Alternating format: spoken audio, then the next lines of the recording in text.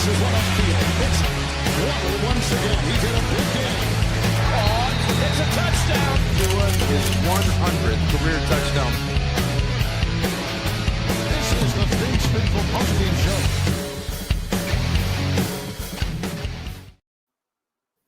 Wow. Jason's face says it all. Welcome to the Vince Faithful Miami Dolphins post-game show. Dolphins blow a 17-0 lead they had in the first half to the 1-3 Carolina Panthers. Running game numbers are just unthinkable. Rico Duetto, or whatever his name, Thumb Duetto, turned into the best running back we've ever seen in the league with over 200 yards rushing. I believe the Dolphins, Jacob, what was their rushing total? Was it over 20? Did they eclipse the 20-yard point? Look, here's the bottom line. This is not a very good football. 239 rushing yards, 206 by Dowdle. They did not 7.5 yards per carry. They did not deserve to win the game. And we have Curtis jumping on with this, guys. I just want to say this. They didn't do – you look at the stats, they didn't deserve to win the game. All of a sudden, where did Darren Waller go? The running game disappeared. It wasn't there. The perimeter.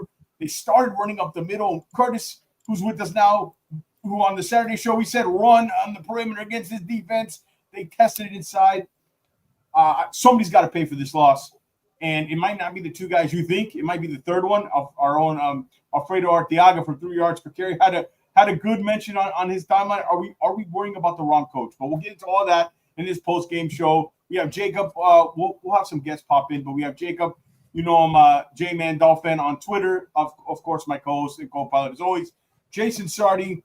Curtis, my man, my co-host on the Saturday Countdown to Game Days. Great show. We broke it down. This is embarrassing. This is an embarrassing loss. I don't know where to begin.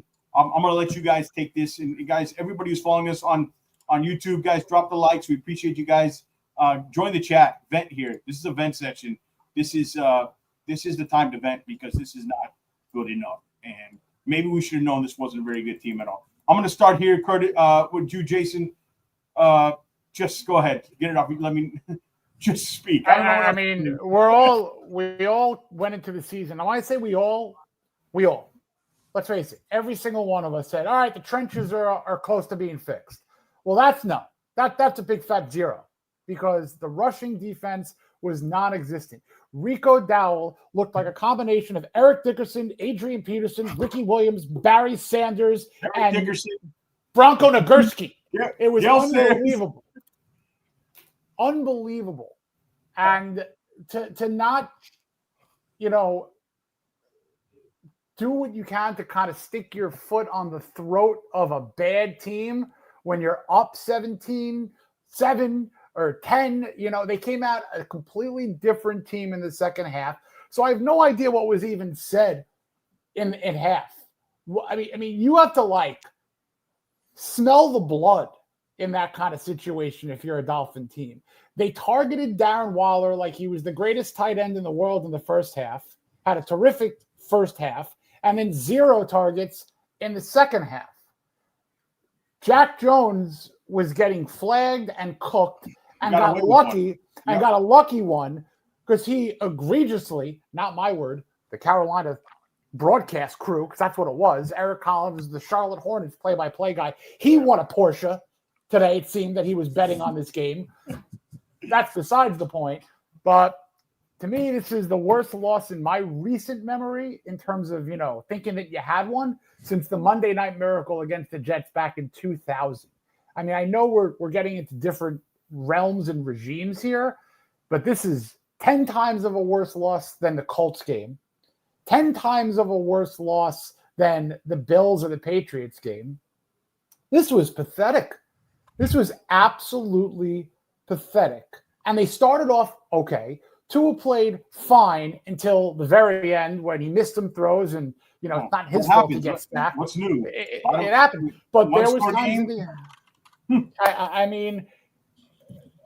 I'm you guys take it. Look, I just want to say this on top, and we'll get to Curtis next and then Jacob. On top of everything, you started off 17-0, beating Waller. Tua was in his bag. perfect offense for him. You rush for 19 total yards. You do not deserve to win this game. Point blank, period. Curtis, talk to me. I wasn't going to come on. I said I wasn't coming on because I was just like, Yeah, I know. I'm tired or whatever. But I wanted to see your guys' faces because I just feel like garbage. I was hoping Bobby would be here because Bobby always makes me smile. You guys do too, but Bobby's got the way about it. Bobby went to the game. Oh, that's right. Yeah. Listen, but I actually felt bad at the end of this game. I've kind of seen where we're heading for a long time. I've kind of become numb to be an evaluator. But like for me, the fans, how many people are let down? All of us as a collection, and then us content providers having to cover this sad nonsense. And, it's going to be a conversation. He missed a couple of plays, but he played well enough to win. He's just not elite. He's, a good quarterback in the system. But to have 19 yards rushing, while not to see a target in the second half, and then the defense to give what it gave. Look, we were told all off season, all these additions were going to be superstar status. It was garbage. And you want to say about Greer, but the money man told him he couldn't spend. Smart long-term, but the constant setting up of fans to be sorrowful, it's not an easy life. Whether it's especially when you're content provider, because you can't ever get away from it, but fans as a whole, we just want a little respect. We want to show up to the game. Maybe you don't win a Super Bowl, but you want something coherent, and you don't want the franchise that you're invested in to constantly BS you. Just tell us the truth. And so here you are again, you're 1-4, you're finished. But everything's finished. It's like the Aliens movie. We've got to nuke it from orbit to make sure. There is so much. It's not fair because this is not even not a good team. It's a terrible construction, terrible team. And it just sucks for us. It just sucks. Let's bring in our weekly Frank the Tank segment.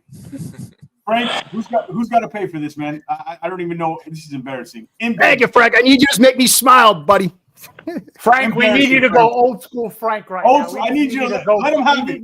How in God's name? Yes. How in God's name do you hunt there? You can't stop anybody. You have Dowdle getting 200 yards against you. With 1 minute left, you're punting? The game is over anyway. You're never getting the ball back. And then Mike McDaniel's got his hand up 3. He's got the 3 up. You know what that 3 represents? His fucking IQ. +2 in the turnover ratio today. Bryce Young is ass. And they have this backup running back. Who is this? What was this guy's name? Dowdle? Diddle? Dowdle! A guy named Dowdle just... Yeah, where's Chop Robinson? Where's Kenneth Grant? Where are these wonderful draft picks this moron drafted? Wow. I don't even know where to go off that, Frank. Thank you, Frank. You couldn't agree more. How do you punt? Yeah, that punt was crazy. At that point, you punt. Down 3 with 1:10 left. I don't care if you're on the 1-yard line. How the hell do you punt? He's a genius. He went to Yale, my ass. Yeah, that defense wasn't stopping anything in that second half there. 19 yards rushing. When your team is gonna lose again, it's the same thing every week. Poorly coached and poorly schemed out. It's a wonder they've even won one game. He's a brainiac, and he can't coach. And I can't wait to see him fired any days now. He's a brainiac with no clue. And the Dolphins going down in flames again. I mean, what was he vaping? What was he smoking? To punt with 1:10 left. No, Guys, take it. Somebody take it. I'm speechless right now. Yeah. I don't even know what to say. The play calling. I think. Sorry, Curtis. Go ahead. No, you go. It's okay. Too many behind the line of scrimmage. But Malik Washington gets targeted 5 times, has 4 catches, 0 yards. I mean, Devon Achane had a wonderful game today. I mean, offensive line can't stop anybody, can't block anybody. This has got to 1-4 now. Now there's no hope. The season is hopeless. Oh God! And the one win came against the most inept team in the NFL, the Jets. And they still let him gash them.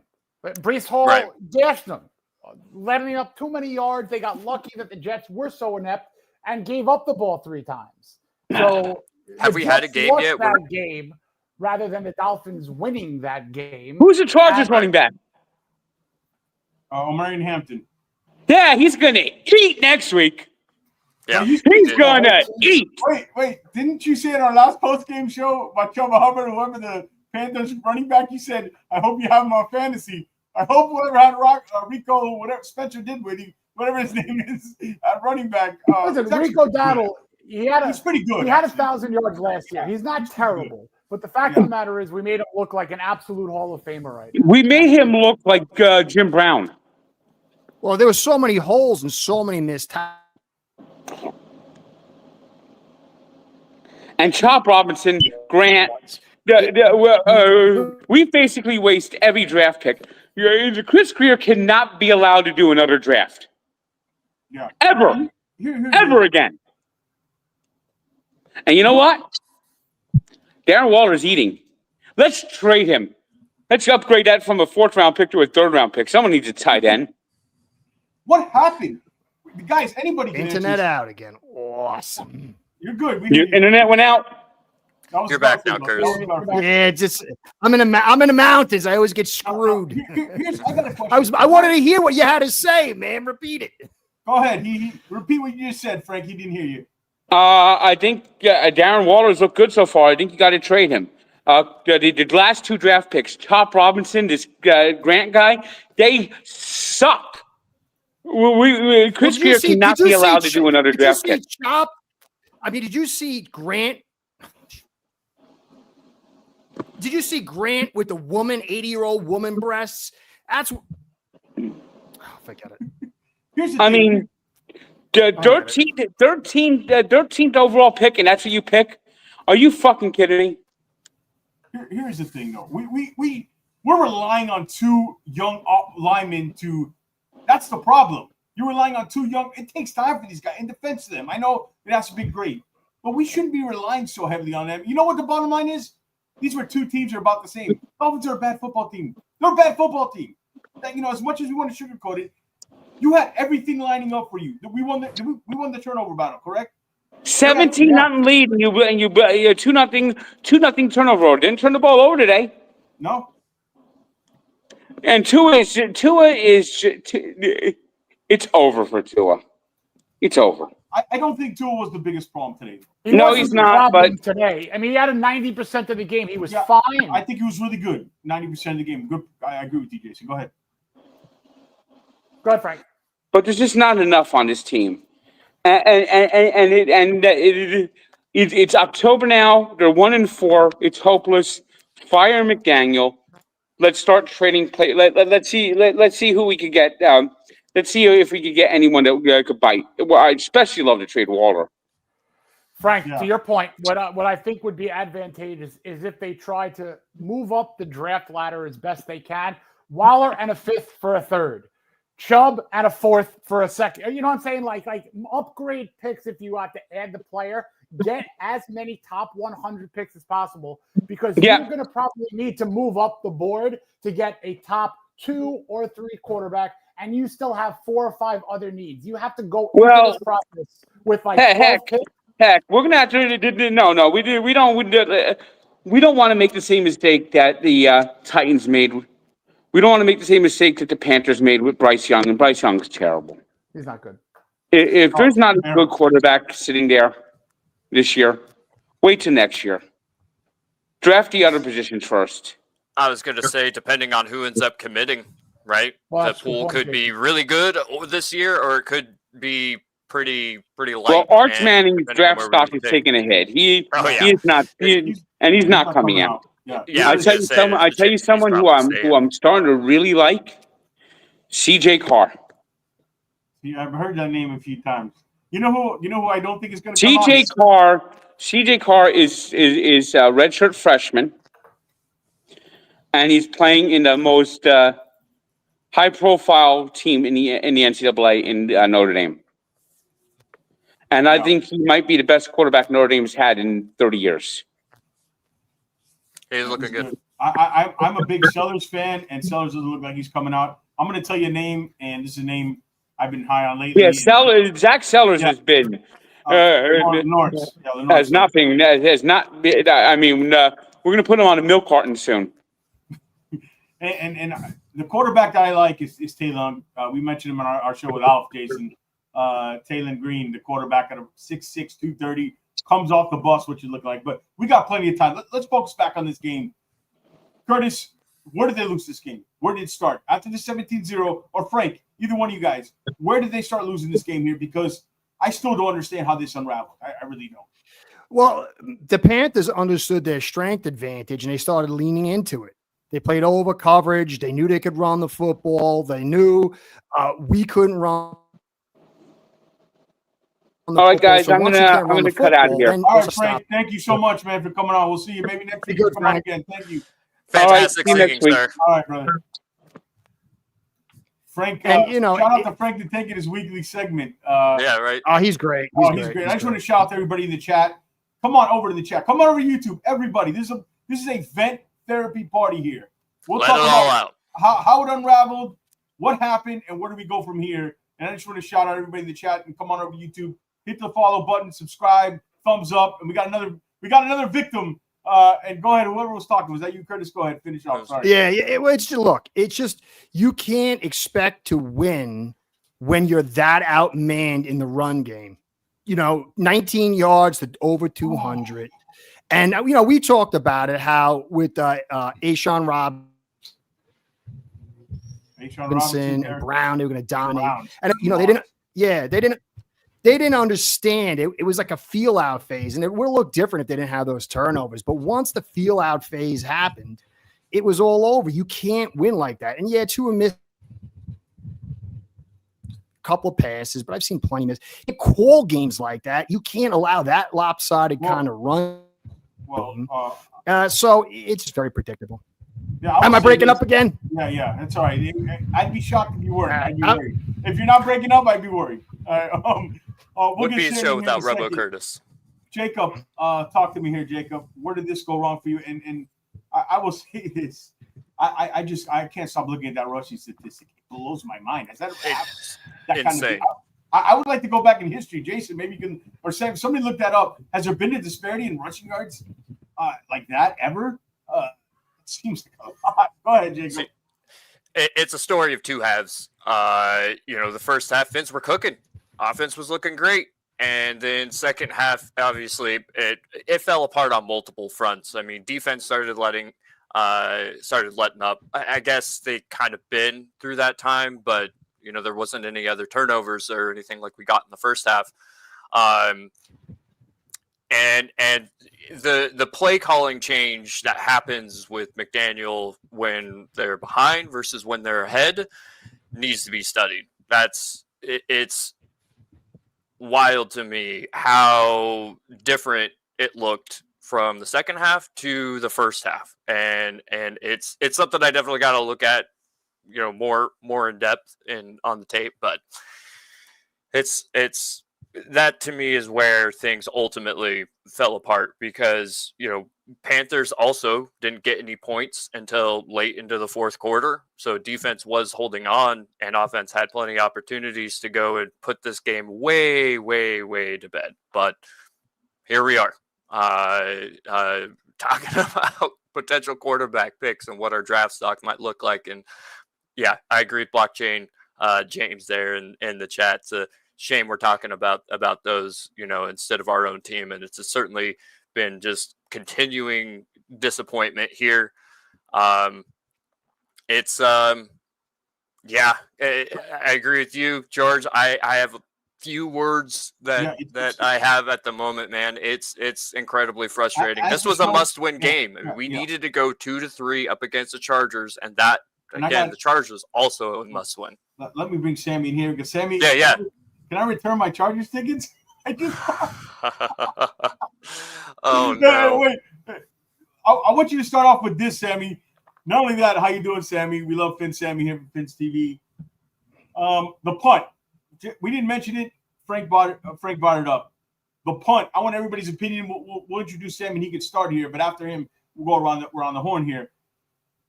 What do you think, Sammy? What happened? I'm still trying to figure it out. And the punt with 1 minute left. You agree with that or no? I still don't know what he's doing. I was watching the game with my daughter. And how's she doing, by the way? I know she's doing better. Thank you, Russ. I was watching the game with my daughter, and as soon as they said they're gonna punt, it's over. It's over. If they can, the definition of craziness, as I always say, is to do the same thing as expect the different results. You have not been able to stop the running game, the passing game, either by penalties or by rushing. What makes you believe you're gonna be able to stop it?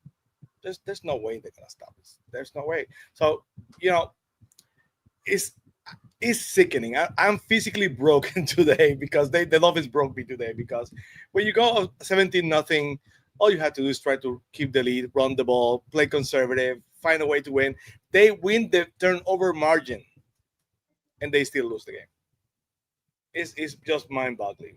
I had to compose myself before I got here, and then when I saw Frank the Tank Bentley, I say, okay, I need more time. I even need more time because Frank. Finally, we got a Frank Bent. I got news for you. Frank's a regular part of this postgame show. He's a weekly.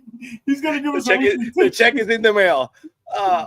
It's just sickening. It's just sickening. I don't know what to tell you.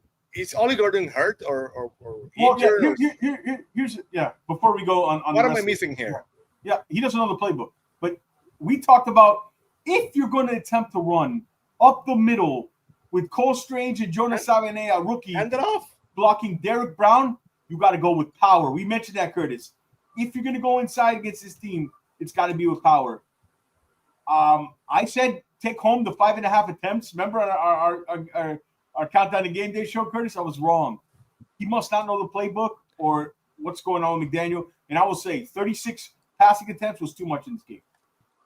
When you're up 17-0, lean on the run, just like Schler said in the broadcast. Lean into him. You're up 17-0. But there's something else we have to talk about there. You got Jaylen Wright, who's already a healthy scratch in year 2, inactive, and you look back at these roster decisions and draft decisions, and you could use a 3-pronged rushing attack in this kind of game. Tua did not need to throw 36 times today. He did not. He threw 21 times in the first half, I believe, which it worked, but there was no balance. And you can't go into a second half with the lead and say, you know what? We're good. We're still going to throw 19 rushing yards overall, 5 at one point in late. Yeah, I got some stats for you. I don't know if I'm breaking up, but I got some good stats for you. Listen to this. Here's Ollie. 6 for 11 left end, 1.8 yards per attempt, 2 yards after contact. He had negative 0.2 yards per attempt. Middle, left guard, 0-0. Middle left, 3 attempts, 0 yards, 6.7 yards after contact. So he had negative 6.7. Middle right, 1 for negative 3. And then 2 right and 2 for 3 and 1.5 yards after contact. His total was 0.2 yards before contact. No. Yeah, it's impossible. It's impossible. That offensive line continues to compromise the offense. We talk about he's not a creative runner either. Like he's got to have. He's not like A-Chain. And A-Chain, 10 carries for 16 yards. The problem is not the 16 yards. The problem is the 10 carries and none from, you mentioned, Jason, a Wright or Gordon. How hard is it to learn the damn offense? Schler from the booth said they ran 6 running plays in Denver in the Super Bowl. You're just out of different formations. Like, he's a running back. for God's sake. Like, I'm tired of the excuses. You can't run the ball that many times for that little yards, and you didn't do it enough. Curtis, you always say rushing attempts are as important to winning games. And the defense. Anthony Weaver, I know everybody wants McDaniel fired today. Guess what? I'm not hiring Anthony Weaver, so that might be McDaniel's only saving grace. Alf said in our show last week, we might be looking at the wrong coach to fire. There is talent on that defensive front seven. Maybe we overrated it, but actually the secondary is playing better than the damn front seven here. So, anyways, I want to get back before we go on that. Let's get back to the punt with a minute left. Go ahead. Thanks. I'm out. My internet keeps cutting out. It's driving me crazy. I thank you for cheering me up, guys. Thank you, everybody. See you, Curtis. You want any final thoughts, Curtis, or you're out?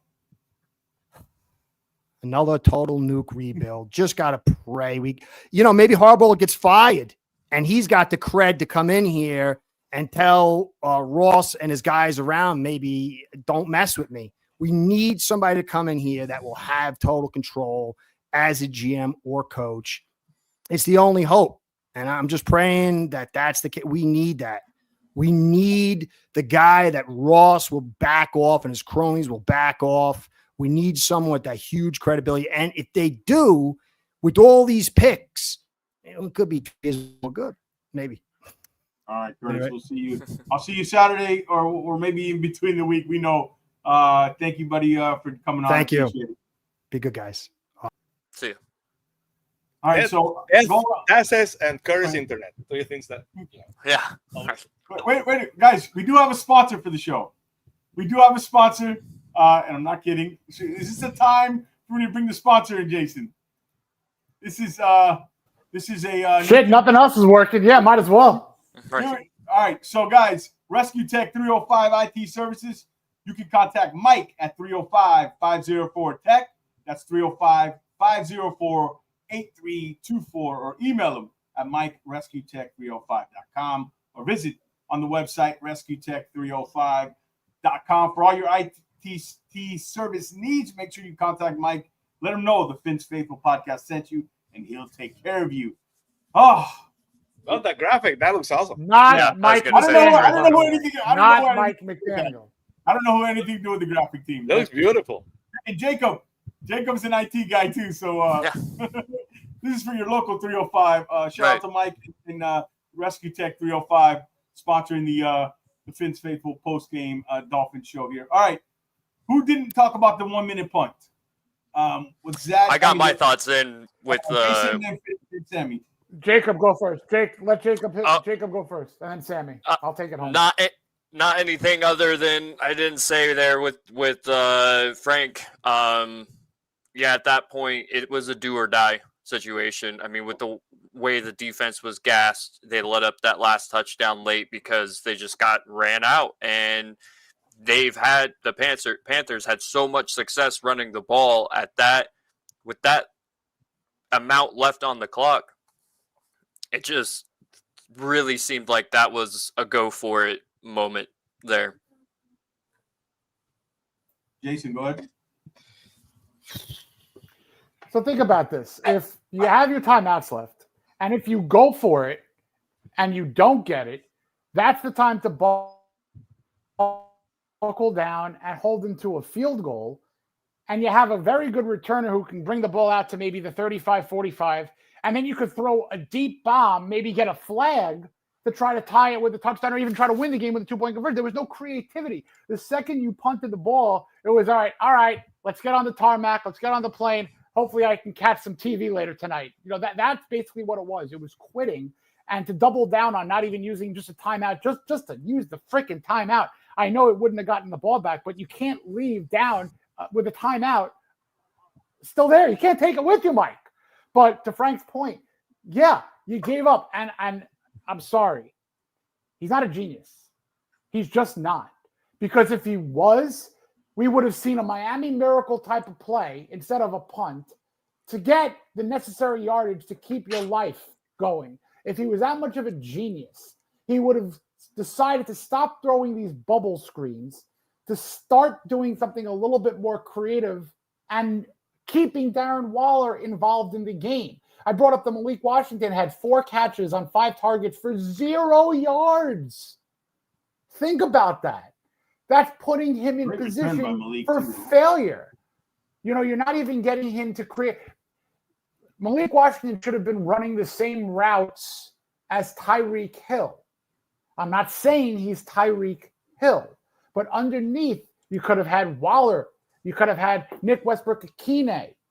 You could have, done more with those guys instead of just throwing it out to Achane for 6 catches, which is normal. At this point, 6 catches for Achane is normal. That's what he basically averages with Tua, aside from last week where he just ran the ball predominantly. It was his only game with Tua that he was under multiple catches, essentially in the career of those two together. But the play calling is not good. The creativity is gone. And defensively, you could blame Weaver all you want, but the tackling was abysmal. I mean, you're looking at Travis Etienne gashing on his couple of runs, breaking tackles. And Rico Dowd must have broken 15 tackles today overall. I mean, his long run of 53 yards was nearly triple the amount of the Dolphins' total rushing production. Think about that.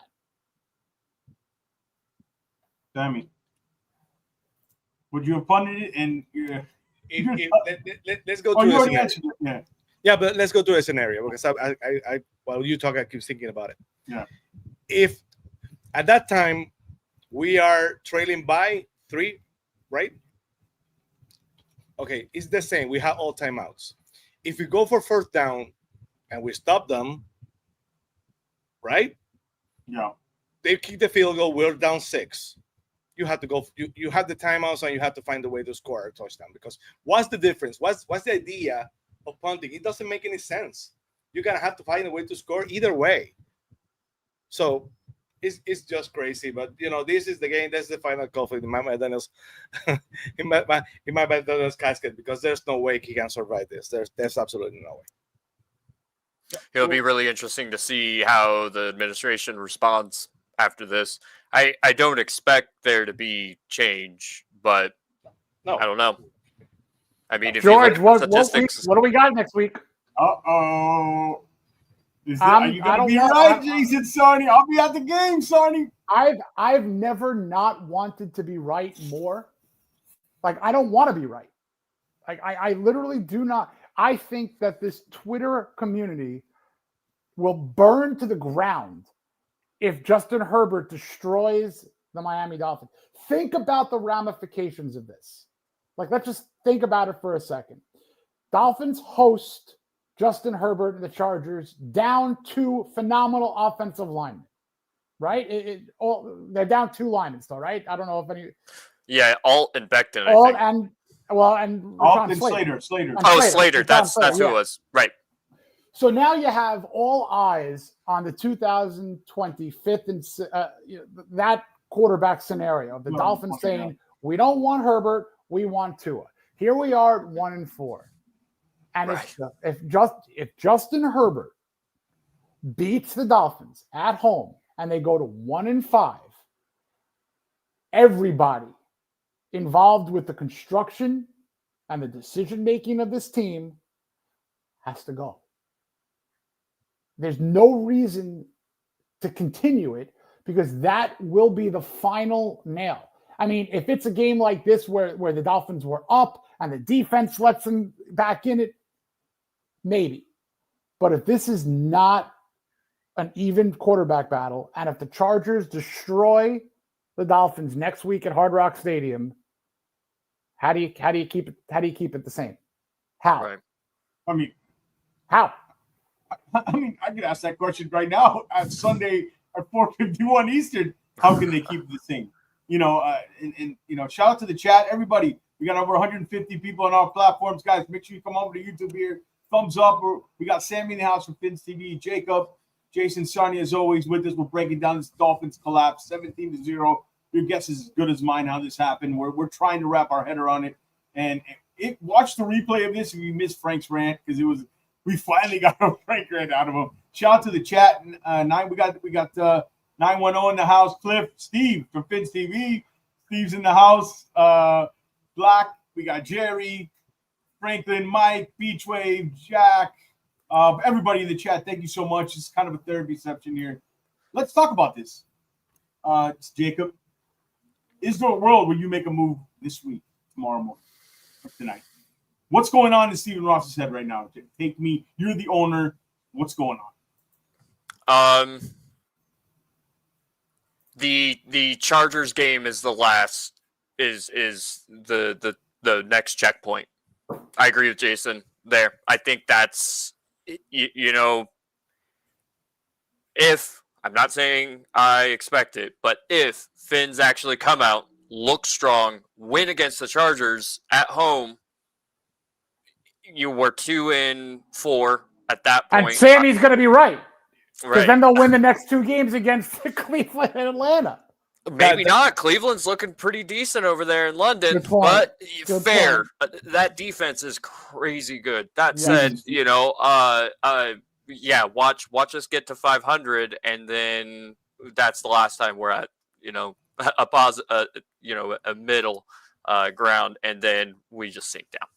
I could see that as well. So it's if I was Stephen Ross and an owner right now, I would be extremely sad. That's the probably best way I could explain it, and then just see what happens on the Chargers game. Because if that one does end up being a loss, that's about as clear as you can get as this build wasn't done right. Because you're literally playing against the team that picked right after you, that picked the quarterback right after you, and built their team around him.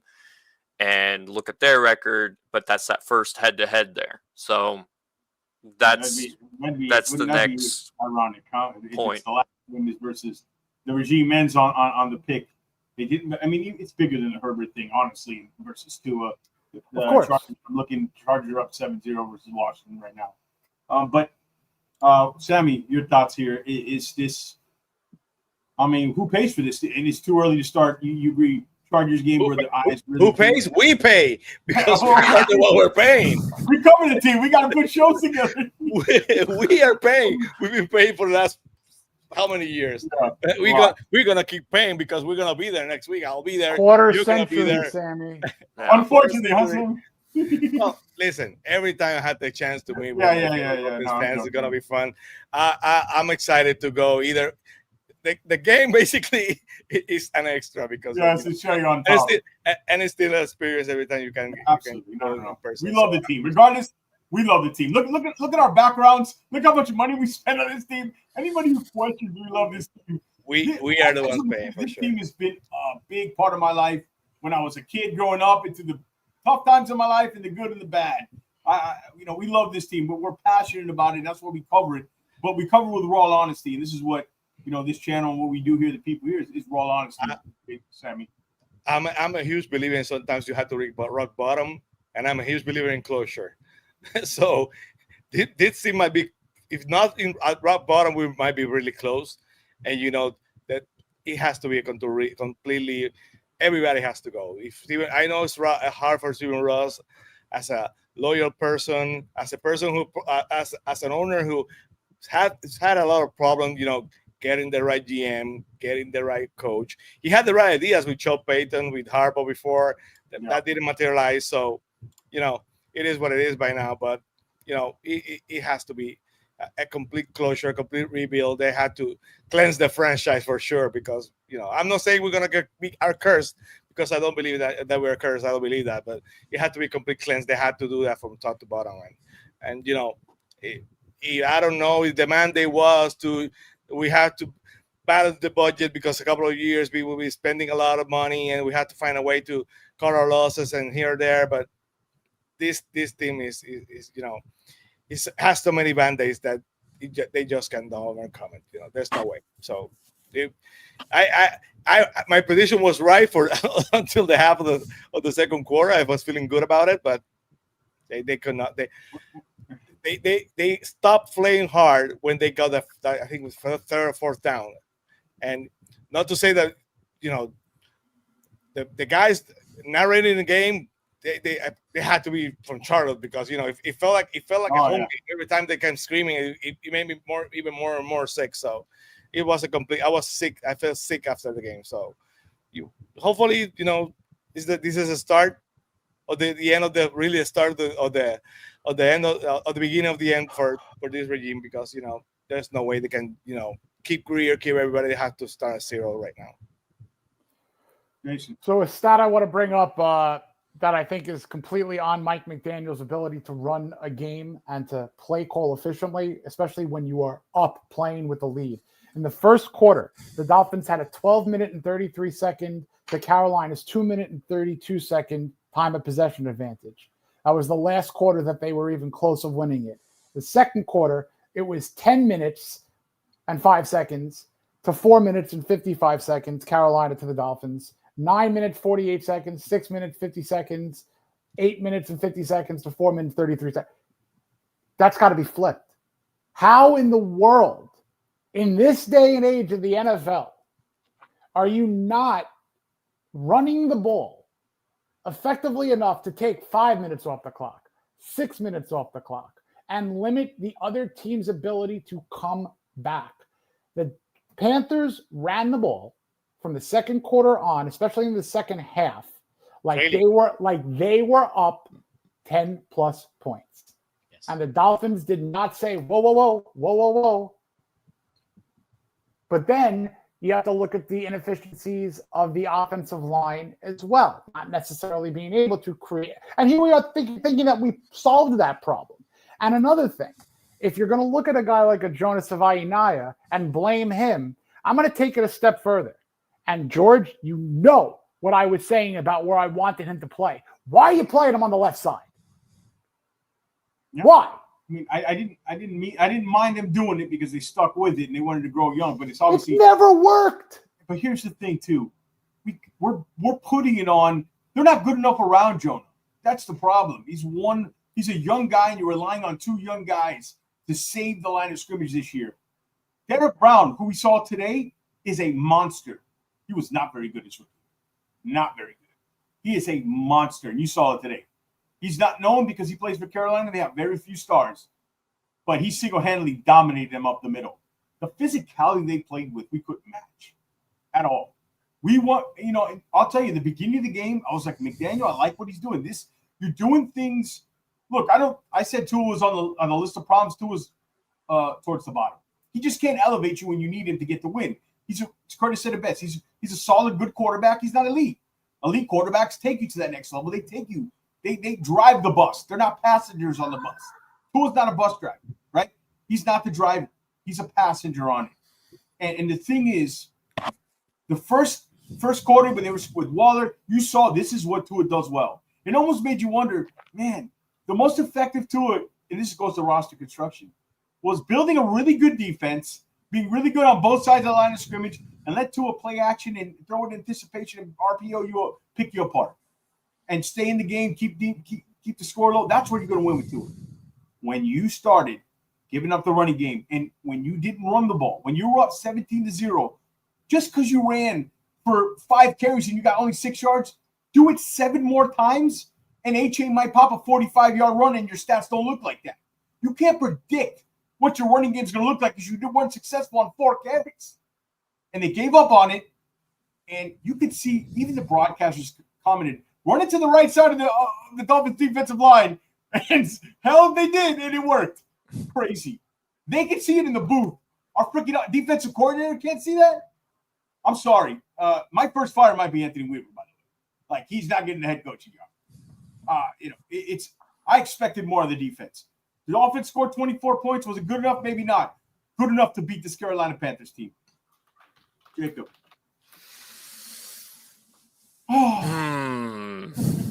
That stat is really interesting, Jason. Thank you for sharing that. That does kind of shed some light into what's happening there.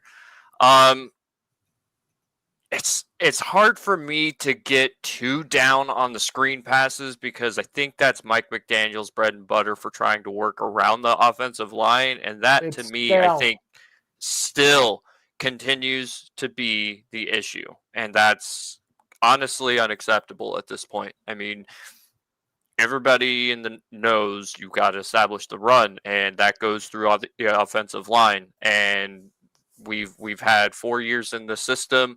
We, committed draft resources to Sabainaya, and our biggest free agent signing is hurt and hasn't been playing for us since week 1. They should have known that, of course, going into it, to have I guess, faulting them for not predicting an injury was going to happen is one thing, but not having backups in place that you could trust to step in and continue carrying the torch there, and seeing the fall off in that running game. That's as you said, George. It's the physicality. We couldn't match it. We could. Sammy, I want to ask you, what do you put this loss on, right? Because there's a lot of things. Because it's interesting. They won the turnover battle. You could say the offense scored 24 points. The defense gave it up. What do you think this game was lost? Was it on the defense side of the ball, or was it on the play calling Mike McDaniel in the second half, especially, or was it a combination of everything? First of all, I get what you said about Tua. But Tua basically scored a touchdown to take a lead with under 4 minutes to go. So, he did more than enough to win that game, to be fair. Yes. So how many times he has to save this team for that horrible defense? So let's be fair about it. There's too many. I don't know. Patrick Mahomes can overcome the defense constantly doing like that, and the offensive line basically, sacks. So, it is what it is. First, Mike McDaniel, because they figured out early the game plan, and he never recovered. So he's for sure Mike McDaniel. I'm not a fan of the Cowboys, but I used to admire Jimmy Johnson when he was coach of the Cowboys. And basically the Cowboys used to go deep, take a weak lead, and then run the ball and drain you out slowly and, bleed you out. That's what Dolphins should have done. When you're 17 points up in the first half, you run the ball, even if you get a yard, but the clock keeps running. If you score too quickly, or you move the goal too quickly, or you go 3 and out, because how many times it went 3 and out? I think there was like 2 or 3 consecutive series where they went 3 and out, or 3 and out 2 times and 1 first down and out the next time. So you had to control the game. When you have a lead, you had to find a way to run the ball. And they keep pounding Devon Achane like it's Jaron Berries against that offensive line. Short yardage, even for loss, too many passes behind the line of scrimmage. Is the play calling at the end of the day. And of course, the run defense. Calais Campbell took $5 million to go to the Cardinals. The Dolphins couldn't match it. That was a decision. I would have given the Calais the $5 million if I could. I'm not the money of the Dolphins, but that run defense is just putrid. I don't know what to tell you. I know the rookies playing, and then again, I love Zach Sealer. I know you guys do too. But for a second game, he gets a penalty that basically, gives them a first down and changes the outcome of the game and gives the positive momentum. So for me, it's the defense and the play calling, because nothing else is going to change. You're not going to change the play calling. You're not going to change the way this defense is playing. So it's going to be a long season, because I don't expect any of things to change. If it didn't happen today, it's just not going to happen. You look at the total team stats. Penalties were fairly even. 8 for Carolina. Still for too many 46. penalties. Yeah, 9 for the Dolphins for 64. They were better in penalties the last couple of weeks, but they went back to Yeah, Jack Jones grabbing every single play. He got away he got away with one on Ted McMillan, man. That was and he was complaining about the other one. Probably more. Yeah, total plays, they had more, 65 to 53. Sacks allowed, even on both sides, 3 each. Here's a big stat. First downs, 27 first downs for the Patriots, only 15 for the Dolphins. Third down efficiency was about the same, 5 for 11 for Carolina, 5 for 13 for the Dolphins. But total yardage, 418 total yards. This is where I look at it's the defense here. You said it, Sammy. Look, Tua had that nice deep ball to Waddle. I was like, oh, man, we got it. That should have been enough to win. Whether I like the play calling in the third and fourth quarter, bottom line is you're up 24. What was it, 24 to 20 with 3-4 minutes left in the game? You got to win the game. This is on the defense when I go with the blame. 418 total yards. passing yards, 179 to our 229. We only had 248 total. Rushing yards, obviously, the disparity, 239 to 19. I looked it up. I think it was like 300 or something, the most disparity between rushing yards on a team. Yards per play, Carolina 6.4, the Dolphins 4.7. I don't know about you, Jason, but to me, I'm putting this on their hands. People could talk about Tua. I thought Tua was fine. I thought they asked Tua to do 90% of the game. He was fine. Yeah, look, this is the game plan that's the most effective to it. This is the best Tua talk about. You're asking him to do stuff he can do. You saw him throwing the run on that pass today. Don't ask him to throw on the run more than 25, 30 yards. Not pretty, right? This is what, that whole offense we did in 23 was like the Wildcat. We caught teams by surprise. Now, if you want Tua to be successful, you build an offensive line and defense and running game. We said that. This is the type short passes, RPO, play action. You asked Tua to do a lot more things he can do than he can't do. I think the end of the last season, beginning of this season, we're asking him to do things he can't do right now, whether it's injury or he's an aging player because of the hit, right? He's an older 27. This is on the defense. I lay it on Coach Anthony Jason. I mean, people are going to look at the stats and say Tua played great.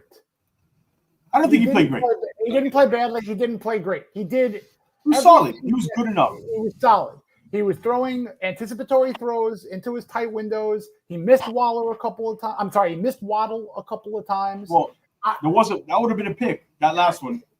Yes, Waddle had he got a finger on it to make it not, who knows what would have happened. But yes, chances are it would have been a pick. If you're going to give Tua a grade in this game, I hate grades too. I hate grades and percentages these days, but give him a B+. He didn't do anything to lose the game. In fact, he made a terrific throw to Waddle to put them above and up and maybe win the game. Almost like we're watching Dan Marino, where it's like, all right, relax when I say that. Marino's problem when he would come back is that he'd have to do it 2 or 3 times because the defense for Tom Olivedati would shit the bed. So here we are again, but we don't have Dan Marino. So if you do it once, if you're Tua, you can't really expect him to do it again, especially if he's limited in arm strength and the ability to move, and throw on the run.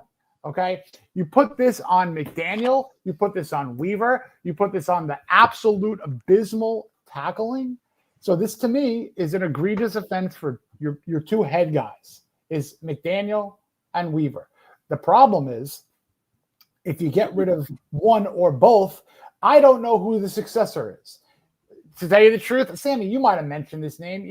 John Embry, he's the assistant head coach, so he might be the guy to just have the credential. Look, if a principal doesn't do well in school, that's why you have an assistant principal. That's the progression. So maybe Embry can take over as a head coach. You might have to keep Weaver because you got no one else. And you maybe move Frank Smith to offensive coordinator, play caller. That would be a short Band-Aid type of fix if it's in the next, let's call it, 8 days. Let's say you hit right? Let's just say, no, Jason wants to know 8 days. Jason's right. If Jason called it and it's the San Diego. Week 1, man. Did I just do the wind horse? Did I just do the wind horse? I'm going to become a meme. But no, this is bad. And Sammy, you also mentioned the term rock bottom. I got news for everybody. We're not there yet, folks. No, we're not there yet. We're not there exactly. yet. We're not there yet for sure. When we're going to be there. We're going to be there. This was such a crucial game. We're going to be there before lunch in a couple of weeks during that Spain game, when they might only have a win or 2.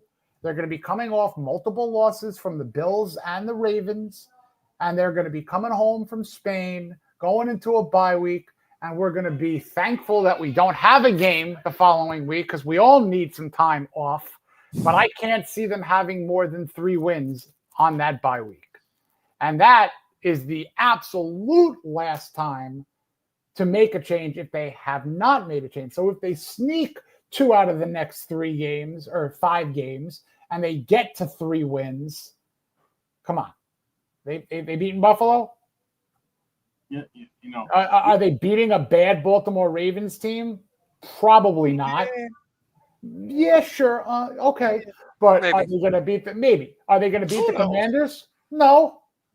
I think Lamar is scheduled to come back back. the week we play him, so probably not It actually. always happens. It always happens. Right. Wait, I think anybody, and I said this in the Saturday show. I said, don't overlook this team. They're better at home. Their one win was a 30-0 win versus the Falcons. We are in no position to kind of win against anybody on our schedule. Anybody. We're in no position. So there's one win that should be a no-brainer because you're actually playing for the toilet bowl, and that's the Saints. But did they win today? Did they beat the Giants? Yeah, they beat the Giants. All right, they beat the Giants. Phenomenal. Where's Steve? Steve was our Jackson Dart guy. I never liked Jackson. Phenomenal. But the Dolphins could very well be that number one pick. You know, we're going to talk about now because you said it great. Yeah, you can fire McDaniel, but then you're promoting the guy who probably is even the bigger problem. You know who I like? You know who I like on that defensive staff? He's probably too young. Slowick? No. The cornerback coach. The cornerback coach. Matthew Arroyo. Arroyo. I like him a lot. Yeah. His recent press conference was really good. Impressive in front of the media. He's not acting. He's not selling like Anthony Weaver's been doing the last few weeks. Hey, Anthony, got news for you. You sell it on the field, not your best Dan Campbell impersonation at the podium. It happens on the field, not there. All right. But that I love. If they would, you tell me you put him as your interim defensive coordinator, you fire both of them, and I don't know, pick who you want, Bevel, Smith, whoever. Nobody. Smith would have to call. Yeah. All the plays because he's got the offensive plays almost like the real quarterback whisperer. Jacob, you knew what I was talking about. Yeah, you knew what I was talking about already. I love that cornerback. Yeah, he is a future defensive coordinator. Yeah, Sammy, how do you handle it? Let's say you decide next week you lose and you get rid of McDaniel. Are you just promoting Weaver, or is Weaver gone and you keep him McDaniel? Like, how would you work this? Because there's only so many people do in the middle of the season. I'll tell you what. I was thinking how if Anthony Weaver would have left the Dolphins, we got for a head coaching job, we would have got probably I think 2/3 because if the coordinator or someone gets a job, so Weaver's gonna lose that. So keep piling it on. Listen, by now it doesn't matter. Whatever they do, this season's going to the crapper.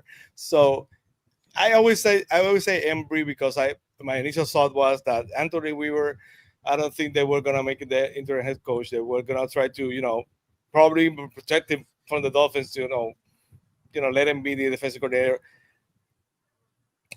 I'm not sure. I don't know enough about the X's and O's to believe that the problem is Anthony Weaver's X and O game and the play calling, because basically the problem is that they cannot stop the run.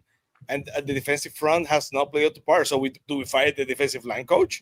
Do we fire the linebackers coach? Because that's the position that's basically not playing up to par. They cannot stop the run. When you're giving up 7, 5. It's the defensive line. The defensive line has been abysmal. Exactly. When you cannot stop the run, not by 3 yards per carry or 4. It's 6 yards, 7 yards, 9 yards per run. There's no way you can survive that. There's absolutely no way. I'm not defending Mike McDaniel. I'm not defending Anthony Weaver, but they needed to. They should have went somewhere to find, I don't know, someone servable as a defensive tackle to add him up to see there's a solution, because the guys that have there they are not able to stop the run. They just can't stop the run. There's no way you can win if the other team is rushing for over 200 yards with one running back who are basically the backup running back. So. And you can't, and you're relying on two rookies. You can't rely just on, like, you want your rookies to come in and play well, but that position, I'm telling you, Derek Brown, who you saw play today, was not very good. He was a lot like Kenneth Grant his rookie year. I'm not saying Kenneth Grant, who knows what's going to happen, right? I believe in the kid. I believe in the player. A lot of it too is he doesn't know what he's doing out there. It's affecting Zach Sealer. Zach would do something, and Campbell would have the IQ. Wilkins would have the IQ to know how to feed off that. They just don't understand what they're doing, and that's what relying on young players and rookie is. They're not playing connected. No, I love Zach. Go ahead, Jason. I love Zach Sealer. I love his story, and I hate saying this. He was a better number 2 on the line than a number 1, and you saw it with Christian Wilkins, and you saw it with Calais Campbell. And now there also is a factor of having young players on the line, not necessarily having the mental wherewithal, the experience to kind of have that. And Alf Arteaga had a great point about how two defensive linemen who know each other and have that veteran savviness, that chemistry. Calais could do something and almost kind of like non-verbally maybe just turn a little bit over to Sealer and be like, look what I'm going to do. You do that, wink, wink.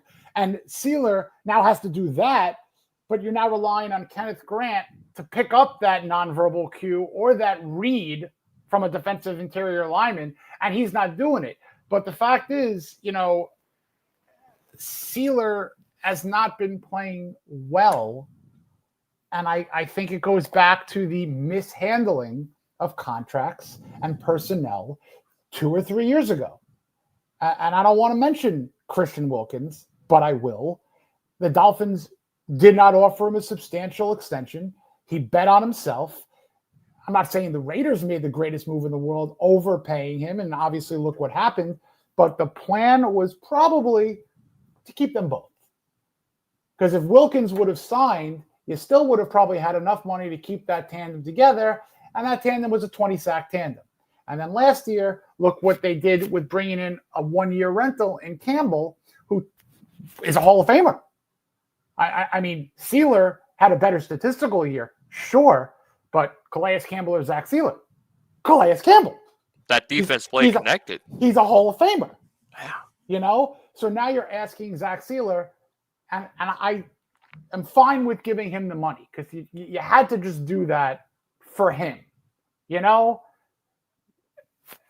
But this goes to a 5, 6, 7 decade-long mismanagement on how to build, maintain, and retain your core components of a roster. Because when you were so close in 2023, and I know I'm going all over the place here, but this is where we're at. You were so close in 2023, and then injuries happened and one defensive implosion happened against the Titans. So what did you do? You didn't run it back at all. You let them go. You let everyone go, offensively and defensively, essentially, and you tried to bring in Jags, just another guy. You know what I mean? And I don't want to mention the names. I don't. I'm tired of mentioning the names that should still be here. But there's also coaches that aren't here that are succeeding. Anthony Campanelli should have been considered, but everyone thought he was just a hard knocks guy because he said a couple of curse words. Let's he was a good coach, and players loved him. And look what he's doing in Jacksonville. Let's get some sound here from Bradley Chubb. I don't know how it's going to look here when I share it, but let's hear Mr. Bradley Chubb after the game. I don't want to speak for everybody, but in a sense, felt like we got comfortable, and 27 points after that. That's not winning football. That's not winning defense. And at the end of the day, man, we got to all look in the mirror and bow up and see who's going to be here for each other, man. Who's going to be accountable for their actions in terms of throughout the week, throughout the days, throughout every little single thing. It's not just going through the motions. It's making a change. And, we sit up here every week talking about we got to stop the run. And we make it an emphasis. We got to stop the run. And we need to emphasize it more. There's a disconnect between preparation and execution. And that seems to be really consistent, that kind of messaging that's happening from players and coaches there. Yeah. I mean, what did he say? It felt like they got complacent or comfortable. Comfortable. Yeah. Thank you, Jacob. Mm-hmm. It's like we hear this every week. I mean, Bradley Chubb is brutally honest sometimes. He talks. I appreciate that about him. Yeah, how do we not put this on Weaver? Sammy, you said, do they not have the personnel? How do we know? But if they're complacent, this goes on the coordinator and the coach, right? Like if they felt like that, he said this has been happening. There's been a lot of, if you guys notice, there's been a lot of finger pointing going on. It's save your ass season. Yeah, save your ass. Your thoughts on what he said, Sammy? Is that a reflection on the head coach or the coordinator or both? You're mute. Can't hear you. Hey, Steve. From what I see, Chubb saying is like the complacency it's a team mindset. I don't think he's taking a shot at Weaver or something like that. It's like they when I'm gonna go back to that play when they got that first down, the game changed. We were up 17-0 at that time. We had a chance to stop them, and we didn't. They get momentum, and the Dolphins could not stop it. And that's a mindset. You had to be strong, strong-minded, to look them in the eyes. They keep coming and have to fight a way to stop it. And when they stop them, they basically, either the offense screwed up or the defense screwed up. They were not in sync. The Dolphins could not get a complete momentum where both the offense and the defense basically could do something. And when they did, Tua find a way to score a touchdown, then the defense basically gave up another touchdown. So I still believe that, I know Bradley Chubb is playing hard. I'm not. Like I said, I'm not the big X's and O's guy, but I don't think they had the bodies in there to stop the run. And when you're giving up 9 and 8 yards per carry at some point, and huge runs, but 50-yard run, that's way too hard to survive. That's just way too hard to survive. At this point, go ahead, Jason. Go ahead. Right, no, go ahead. Play a bit. No, go. I was going to show another. Go. I at this point, can you see over 4 or 5 wins? And if we're at this point, and you look at November 4th, which is the trade deadline, I think you trade anybody whose stock is remotely up right now. Nobody's up. Is Phillips off the table? No, because he's playing really well. You know what? But the thing is, you're not going to sign him to a second contract, are you? Are you? No. Trade him to the 49ers. The ultimate blow up would be A-Chain. That's the conversation. You'd be like, whoa. But here's the problem too. Yeah. Here's the problem too, and it goes twofold because I need to stress this, everybody. Go ahead. When there are contracts, it is a two-way street, meaning Devon Achane is going to want to or have to say, you know what? I want to stay here for the next several years. Now, if you're looking at if that's a good move for his career at the moment, is it? So if you don't do it next year to try to, jump any open market offers, that's done by a team that says, Devon, we got something cooking here. We need you, and we're going to reward you now so we don't have to worry about it when we're looking to add 1 or 2 more players for a Super Bowl push. That's not it. So whether it's Greer, whether it's Kelly, whether it's a brand new general manager, he could offer all the tea in China to Devon Achane, but Achane could say, you know what? This team over here is offering me similar money, but they're going to use me, and I'm going to play playoff football and maybe win. So we don't know. Imagine if a team like Detroit. But look at what Detroit's doing. Yeah. Detroit has the best running back tandem. They're on the field at the same time, and both of those guys are feeding off each other, and they're playing phenomenal individually and as a tandem. Did you see that A-Chain touchdown catch? There's a lot of receivers that can't make that. He is special, man. A-Chain's amazing. I'm not saying don't attempt it. Right. I mean, he's your best player now that Tyreek is gone. And even with Tyreek, when you factor in the age and the potential and the dual threat, it's 1 and 1A of your best players, Tyreek Hill, Devon Achane. But now you're looking at a chance that you're goodbye Hill, and probably you're looking at 1 more year of Achane. Next year, if they're in a complete and utter rebuild and they're 1 and 4, what's Devon Achane doing for you? Again, tough questions. If you're clipping this, I'm not saying trade Achane, but I'm asking if it's a shoo-in that he's going to sign his second contract with the Dolphins. Who could say yes that he is going to say yes at that right now? Yeah, I think it all depends. You make a great point, Jason. I think it all depends on who's shopping for the groceries. What does the front office look like? And we know that Greer doesn't like to spend second contracts on anybody, let alone on running back. He's not making that decision. He cannot, by any circumstance, be making these decisions. And the offensive line, what running back is going to say, I feel confident between running between the tackles, because that's what they're trying to do with Achane is running between the tackles. And the guy is young enough where he could lose years off his career if they are going to continue to ask him to do that.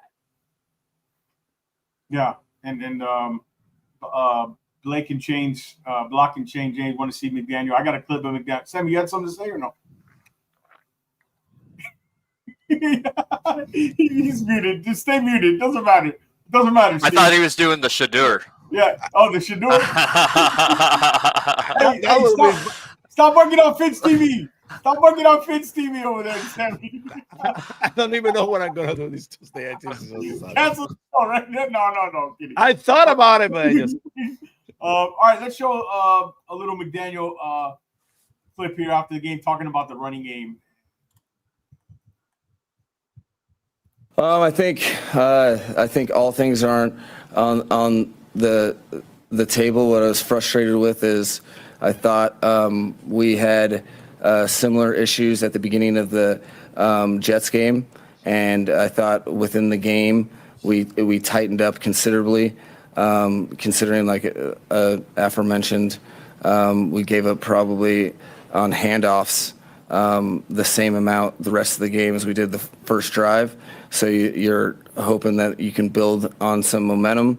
Schematically and from a technique perspective, we have to get guys playing on the same page.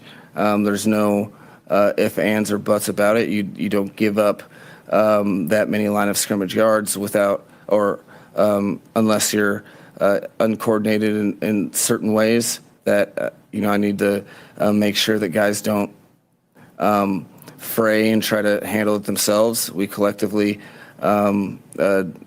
need to build a wall, and if play calls need to change for that to occur, then play calls need to change. But it can't continue to go on like this, and it's already gone on too long. So we'll get back to the drawing board. And in the National Football League, no one cares about your feelings. You lose a game like this, you better come together and from the foundation out, you need to build on our sound things that we believe in, that we know that our players are good at, and they every. Okay, I'm sorry. Go for it. Something that I need to beg for. Less is more from a word count. And keep it simple. Like, I don't know, like, if you're trying to answer a question from A to B to C, this man goes from A to Z to Q to R to Z to X to A again, back to Z, and then you know what? The question wasn't answered.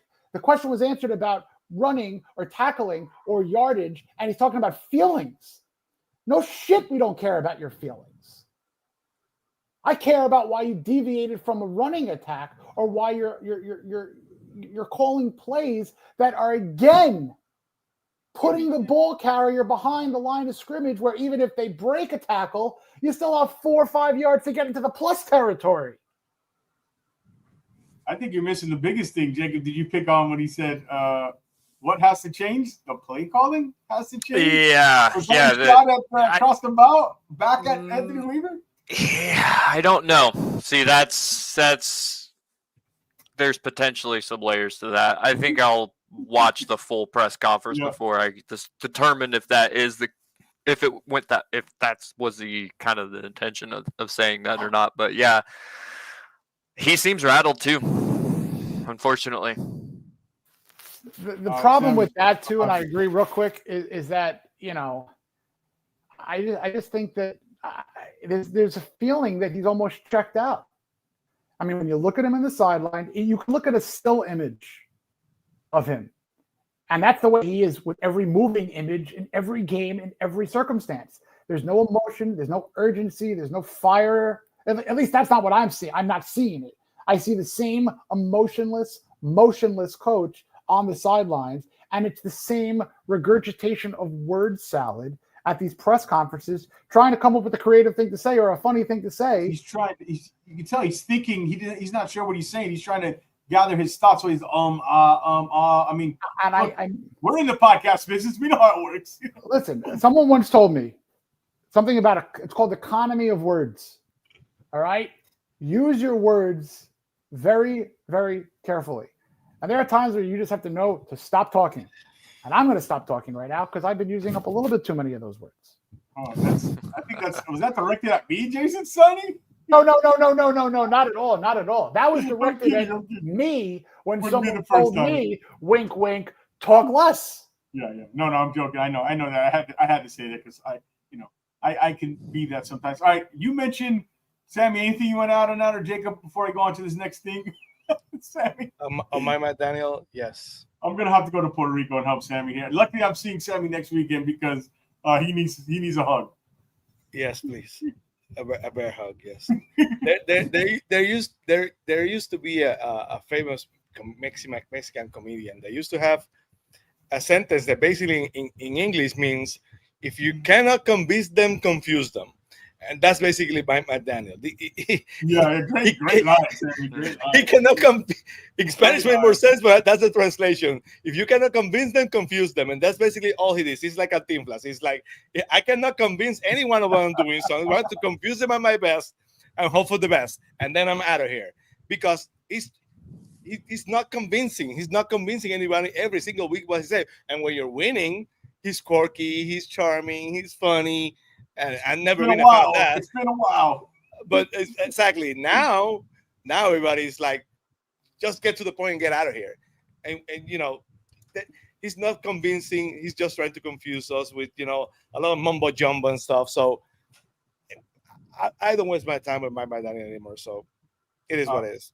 Were you, Jason, did you mention the Jaylen Wright, why he didn't play? I don't know how much Jaylen Wright would have been affected. No, I mean, well, let's hear. Number one. I got a clip. McDaniel's going to talk about that. So I'm setting you up here. This is Jason setting you up. Get it here. Even though I'm taking a long time to set him up. Go ahead and talk while I look for it. Go ahead. Talk about the. It goes back to Chris Greer trading assets to pick someone who is not looking like he's the right pick. Yeah, he had an injury earlier in this preseason, and he had Ollie Gordon supposedly rise up, right? But why do you only have two viable running backs when you find that freaking dog? No, I'm just kidding. But when that's my brother there, Jason. I know. I had to shout. Thank you for that. But you have to go in. I mean, the funny thing is the Panthers were down their starting running back. They utilized 3 running backs. Because they have good depth. That guy's he's a 1,000-yard back, though. DJ Dallas? Oh, DJ Dallas. Yeah. ETN's brother? Rico Doodle down the middle? Player coming out. My point is, they went into that game probably thinking that we're going to have to pass and come back from behind, so we're going to pepper McMillan with 25 targets. But no, every one of those running backs got involved, and the Dolphins are like, all right, we're good with our rookie 6th rounder, who we average 5 yards a carry. Right. We're good with undersized HN, who's a phenomenal player, but it's either feast or famine when he runs as a running back. Great against the Jets, 99 yards on 20 carries. The second time he's only went over 19 carries in a game, where you know that he's a 10-carry guy, 17-target guy. Nothing wrong with that, but you need 2 other running backs. And you inactivate Jaylen Wright, who is 23, 24, and healthy enough to even be considered to be on the team. And you signed Jeff Wilson Jr. Welcomed him back, right? Where's he? He could get 3 or 4 carries. Wright could have gotten 2 or 3 carries. Gordon could have gotten 3 or 4 more carries. And you know what? That's 5 minutes. Even if it's not effective, even if it's 3 yards a carry, you're letting the Panthers defense know that we are going to still run the ball. So maybe, just maybe, Tua could hit a play action. Yeah. Where was the creativity? You said better. They probably adjusted on Waller. I would have to go look in the all-22 and look at what actually happened.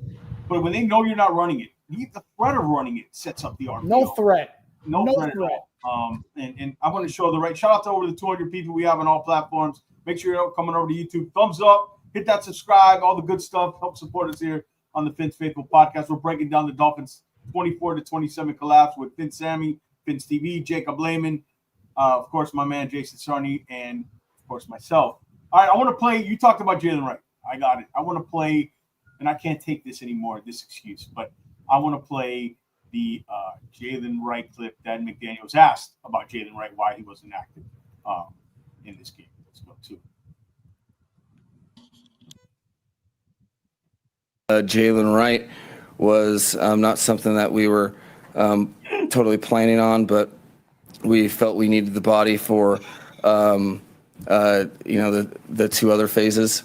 So we went heavy on defense and special teams, and it wasn't an indictment on Jaylen. Had a great conversation with him this morning about the whys and what fors. So I'm expecting him to have a outstanding practice week to prepare to go ahead and be involved against the Chargers.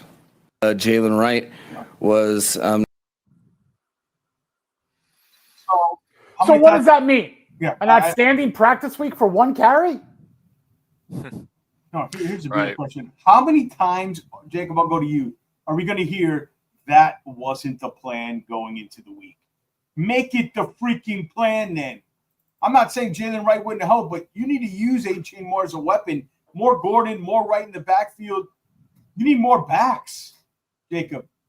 I'm tired of hearing the excuses, man. That's a Hold on. Is she feeling better, Sammy? You're shadooing us again. You're on mute. You're on mute, Sammy. As you can see, he's kind of better. So She's better. You messed up her debut on the Finn's Faithful podcast post-game show. How does she feel about the Dolphins loss? I already asked her for forgiveness. I say I'm sorry to bring you this message. Today's not a good day. I already asked for forgiveness. All right, Jacob. It's that's a Chris Greer issue. It's a roster construction thing, as you said. I don't think he was intending that, but just from my perspective, I think that this is just another example of bad roster construction. If we think about what he said, they needed that body for defense and special teams, basically the other two phases. So there's not confidence, or there's not enough or good enough bodies where in those other phases that you have to roll out only two running backs. Now, I don't know, just space. He didn't say this, right? But maybe they felt that they didn't need Jaylen Wright as well, which is another problem, right? That's what we were just talking about. We need that rotation. But yeah, having to take him out so you can have another body on the defense there. Things aren't balanced. I'm sure that happens all the time, just across the league in general. But what's not happening, at least for the Dolphins, is proper execution, and that is on the players to execute. Now, I personally blame coaches and general manager from the top before I start to blame the players, because I think it is their job to put players in position to succeed, and it is also a part of their job to evaluate and get the right people into those positions. And I think that relates to what Jason was saying about not bringing or retaining the right talent when things were working, and not to beat a dead horse with a dead horse. Sorry, Jason. I know it's salt in the wounds there. But I mean, really, that 2023 roster was where this team was the most successful. And ever since then, it's been regressing. Let me just piggyback. There's an established trend at this point. When Jason Sarney pulls up his chair, get ready. He's like, you don't sign an edge rusher. You have a problem creating pass rush. You don't sign a safety, re-sign a safety. You have one of the worst safety groups, or not the worst safety group in the league. You don't sign an interior guard. You have a horrible interior offensive line. You see what we're getting at? And I'll tell you what it is. Now I'm going to blame Chris Grier. It's a freaking ego. Because now he's like, oh, yeah, I found this guy in the 5th round. I'm going to find someone else in the 5th round. Oh, I signed this guy to a 1-year contract. He was pretty good. I'm going to find someone else on a 1-year contract who's pretty good. No. Sometimes you have to stick with what is actually going right. And this man thinks he could just find things again. You don't get that many Van Giegels in the 5th round there, Jason. Not to hit home there. Not to hit it straight at your heart, but now I gotta worry. Now I can't. I can't say anymore. Calm down, Sonny. Don't do that, George. Come on. Don't do that. You punched the button, man. Don't poke the bear. Don't poke the bear. I had to bring up. It was also what he said, Grier. They've earned their chance at free agency. I hate what you know what that means? That means we're not even entertaining signing you. Go. Yes. Thank you anyway. We're not at that level of wanting to pay that money. They told people, Grier told people, we're out. We're out.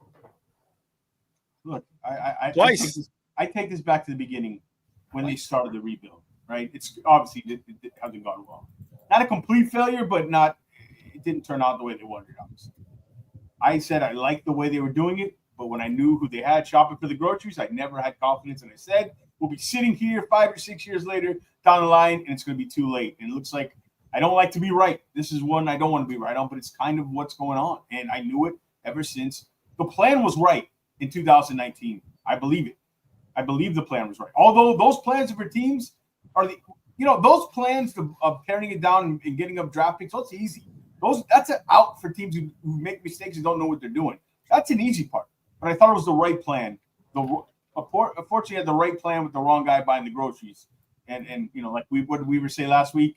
He doesn't buy the groceries or whatever. He doesn't pick the players.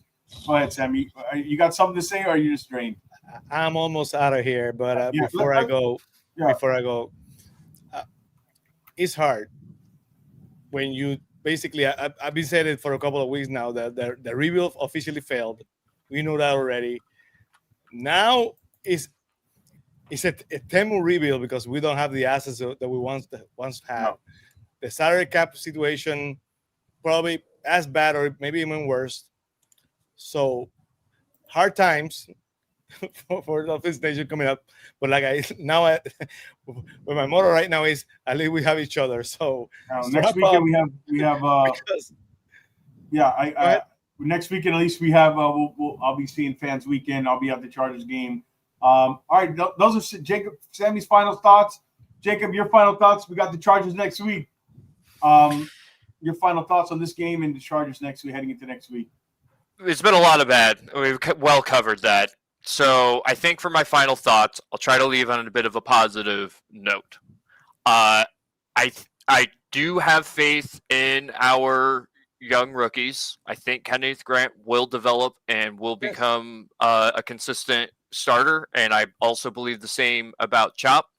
I really liked seeing Jalen Phillips continue to improve in this, and that gives me a lot of hope for our run game and our pass rush. Going into, I guess, just on the offensive side real quick, Malik's a dog. He's so consistent. I love that guy. And Jaylen Waddle as well.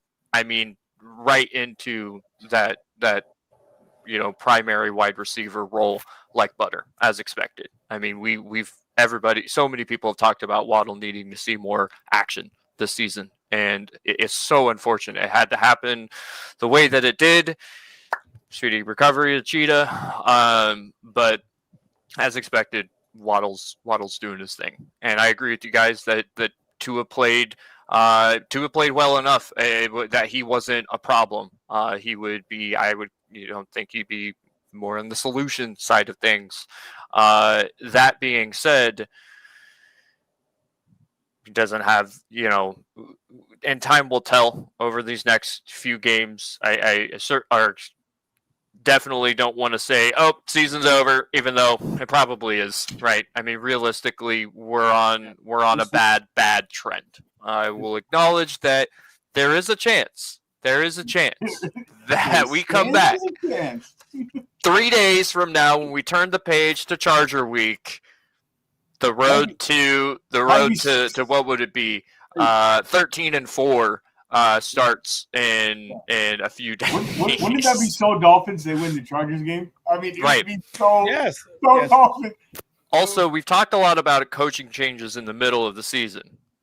What if they don't, and we ride this whole season out, which I think is entirely possible here? And to me, it wouldn't matter. Honestly, at this point, for me, it wouldn't matter because there's nobody on this staff that I want. Right. I think it's a very small percentage chance that it happens, but let's say everything turns around and this team does rally and make some noise in the playoffs, then they certainly make for an interesting conversation in the offseason on what you do, right? But we're 5 weeks in, team looks not good, inconsistent, and too many holes and for too long into this regime to keep it together. But time will tell. If we're keeping it a buck, I think we lose against the Chargers next week. And I think I agree with Jason that you start to see a first domino fall on a coaching side of things.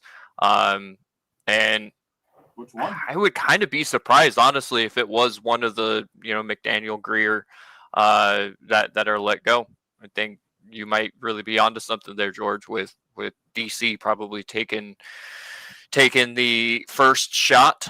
We're all well aware of Cockroach Greer and his ability to keep on keeping on. So it'd be a really interesting thing to see. Again, another positive thing. At least we're getting some clarity as far as what this team is and who they are and what they're about. And even though it's not good, it's a little bit clear.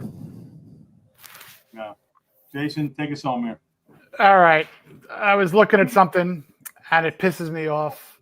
The rebuild, the first rebuild, started officially in 2019. Okay? So let's start to that draft. I'm not going to include the 2025 and the 2024 draft because plenty of those players are still on their rookie contracts. They're still here. A couple of them didn't work out, whatever. From 2019 to 2023, the Dolphins made 32 selections. Of those 32 selections, 6 remain on the 2025 roster. If that is not, I'm going to say that again. From 2019 through 2023, the Dolphins have made, Chris Greer has made 32 draft selections. And in this year, there are 6 remaining. I think, Jason, that's a good, I'm going to be quiet. I think that's a good way to end the show on that stat. Jason, Sammy's got the hat backwards. Jason's throwing the pen down. Jacob with the hands up, and I'm just speechless. That doesn't happen very often. I want to thank everybody in the chat sticking with us for an hour and a half with this game. This is a tough loss. I hope this had some therapy for you guys in venting and getting emotions off after the Dolphins collapse and lose 24 to 27. Like I said, if you just came in late, make sure on the replay, go back, look at Frank the Tank's rant. Thank Frank for joining us. Curtis was here, and obviously for Jacob, Sammy, Jason, myself, and our sponsor. Let's mention our sponsor one more time on the post-game show. Our new sponsor, that is Rescue Tech 305 IT Services. Call or text Mike at 305-504-TECH. That is 305-504-8324. Or email him at mike@rescuetech305.com or visit rescuetech305.com. That is Rescue Tech 305 IT Services. They'll take care of you. Tell them the Finn's Faithful Podcast sent you, and Mike will take care of you. Thank them for sponsoring the Miami Dolphins post-game show. Thank you, guys. You'll catch us later throughout the week here on the Finn's Faithful Podcast. Stay tuned to our social media. We'll let you know what day and how, when, or why we're going live. We appreciate everybody. Make sure you like, subscribe, follow the channel, all that good stuff that we have to say. Thank you so much for Jacob, for Sammy, For Jason, for myself, stay safe, guys. Everybody, as always, fins up. We're out.